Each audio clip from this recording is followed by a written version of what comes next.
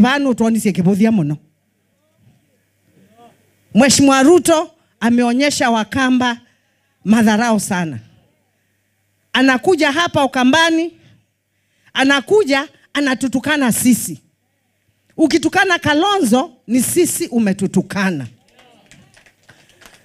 Wewe ukiambia mtoto baba yako hana akili, inamaanisha wewe mtoto na mama yako na kila mtu ana nini? Ana akili. Kiburi ni kitu kibaya sana.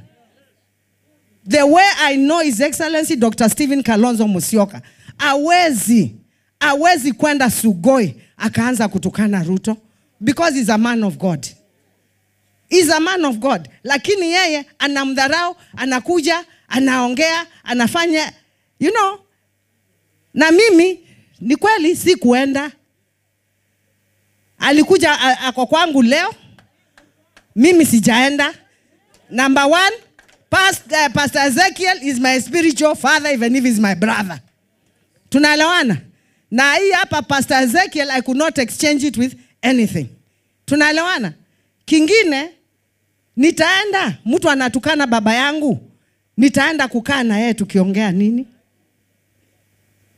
That is, and I tell you know, wanaona Kalonzo ni mpole, Kalonzo ana maneno, he's a diplomat, wanamchukua tu hivi.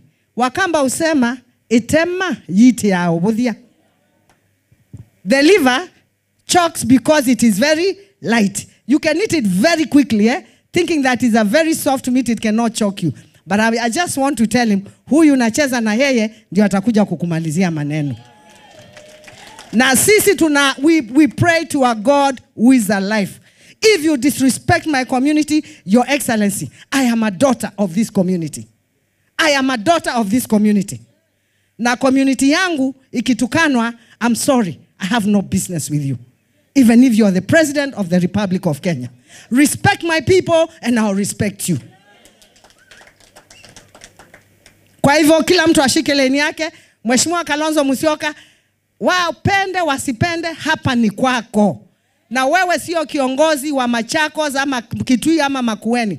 Wewe ni kiongozi wa nchi yote, na sisi tulienda na wewe mpaka Bondo. Tumetembea na wewe hii Kenya. Wakenya wamekukubali.